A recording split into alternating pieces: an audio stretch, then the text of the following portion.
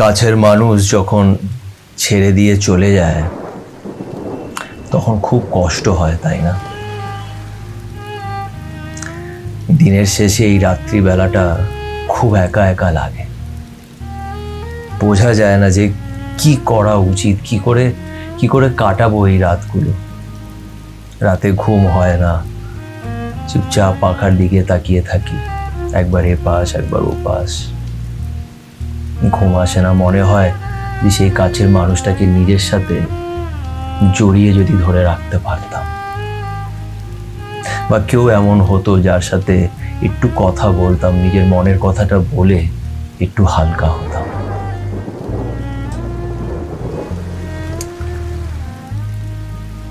তাই তাই আজকে এই ভিডিওটা বানাচ্ছি। এই রাত যেটা কাটতেই চায় না, সেটা তোমাদের সাথে একটু গল্প করে কাটাতে চাইছি। নমস্কার, আমি সুমন্ত, আর চেষ্টা করব যে সুমন্ত যাতে সাথে থাকে তোমাদের। তাই বেশি কিছু করতে হবে না, এই চ্যানেলটাকে একটু সাবস্ক্রাইব করে নিও, আর একটা হেডফোন নিজের কানে লাগিয়ে নাও, আর তারপর এই ভিডিওটা শোনো। আশা করছি তোমাদের ভালো লাগবে, একটু মনে হয়তো তোমরা শান্তি পাবে, তোমরাও শান্তি পাবে, আর তোমাদের সাথে কথা বলে আমারও ভালো লাগবে।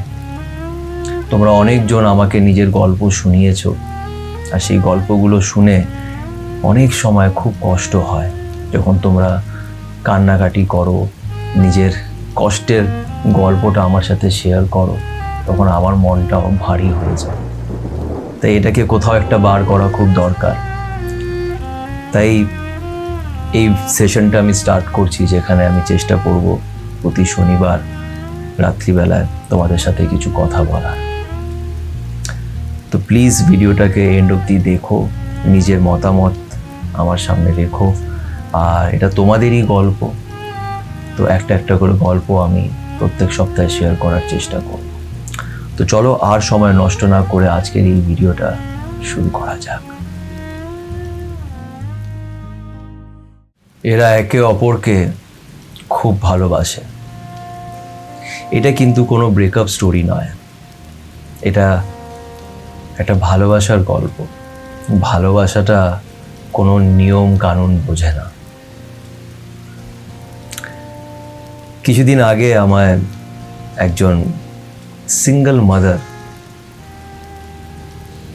যিনি এখন বেশ ভালো একটা প্রাইভেট ফার্মে কাজ করেন, উনি আমায় কল করেছিলেন আর নিজের গল্পটা আমাকে শোনালেন। ভালোও লাগলো আর খারাপও লাগলো, কেন কি বেশিরভাগ ক্ষেত্রে আমরা দেখি যে ব্রেকআপ হয়ে যায়, কিন্তু এই ক্ষেত্রে সিচুয়েশনটা একটু আলাদা। দুজন একে অপরকে ভালোবাসে, কিন্তু তারা আগের থেকেই জানতো যে তারা এক হতে পারবে না,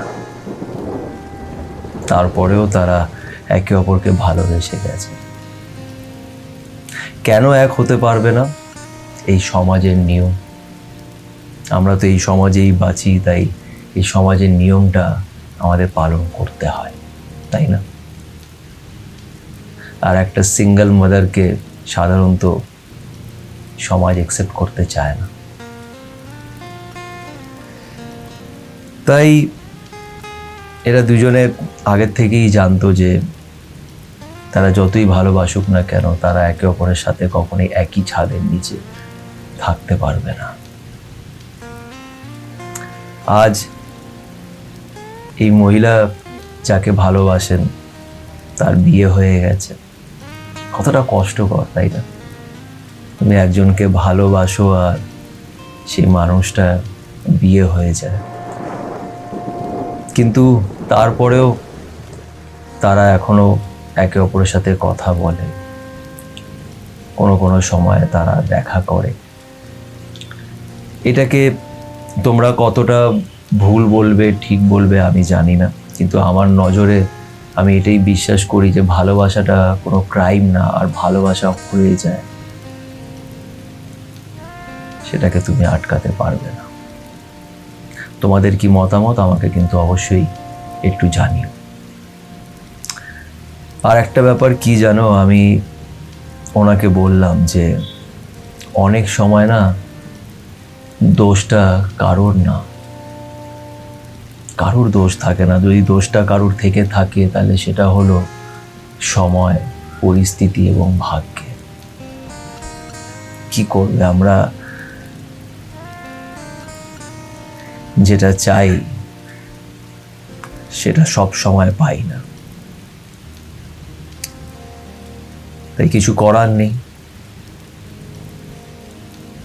মেনে নিতে হবে, অ্যাকসেপ্ট করতে হবে। আমি সব সময় একটা কথা বলি যে কিছু মানুষ না আমাদের জীবনে আমাদের ইচ্ছেতে আসে না, এটা উপরে যিনি বসে আছেন তিনি পাঠান। তুমি যেই ধর্মেরই হও না কেন, একজন তো উপরে আছে যিনি আমাদের সবাইকে দেখছেন,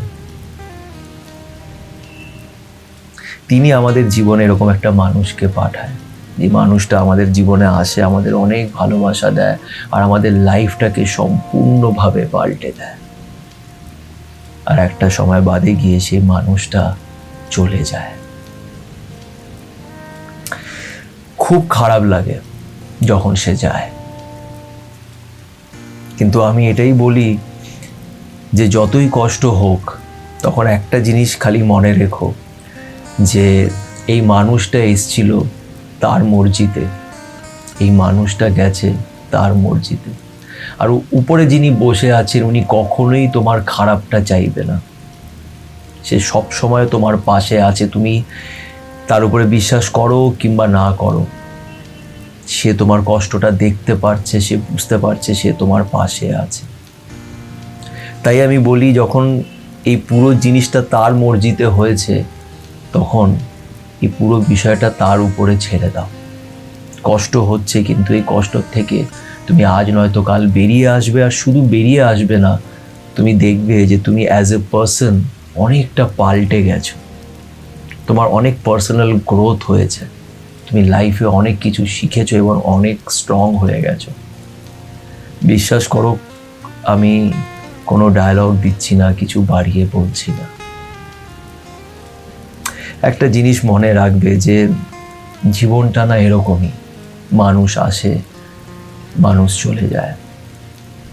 ভালো সময় খুব তাড়াতাড়ি কেটে যায়, কিন্তু আমাদের সেটাকে অ্যাকসেপ্ট করতে হয়। আমরা মানুষ, আমাদের অনেক ইমোশনস আছে, আমাদের খারাপ লাগে একটা মানুষ যখন আসে তারপরে যখন চলে যায়, খারাপ লাগে। কিন্তু কি করবে, এটাই লাইফ, এটাকে অ্যাকসেপ্ট করে নাও। যেদিন এটাকে মেনে নেবে যে এটাই জীবন, লোক আসবে লোক যাবে, সেদিন দেখবে তোমার এরকম কষ্ট আর হবে না। আর সত্যি কথা কি জানো, সারাদিন কাজকর্ম করার পরে দিনের শেষে যখন এই রাত্রিবেলাটা এসে বসি না, তখন এটা বুঝতে পারি যে দিনের শেষে আমরা সবাই একা, সবাই নিজের নিজের লড়াই লড়ে যাচ্ছি। আর এই লড়াইটা আমাদের একাই লড়তে হবে। তাই মন খারাপ করো না, কষ্ট হচ্ছে, কিন্তু এই কষ্ট খুব তাড়াতাড়ি শেষ হয়ে যাবে। লাইফে আবার হয়তো নতুন কেউ আসবে। আর আমি বিশ্বাস করি যে লাইফে ম্যাজিক হয়, দেখবে হঠাৎ একদিন সব কিছু ঠিক হয়ে গেছে। জাস্ট তোমাকে একটু পজিটিভ থাকতে হবে, নিজের উপরে বিশ্বাস রাখতে হবে যে যা হয়েছে সেটা ভালো হয়েছে, আর আগে যেটা হবে সেটা ভালো হবে। কেন কি, সেটা উনি তোমার জন্য প্ল্যান করবে, আর উনি লাইফে বেস্ট প্ল্যান করে। তাই ওনার উপরে ভরসা রেখো, বিশ্বাস রেখো, আর নিজের উপরে বিশ্বাস রেখো।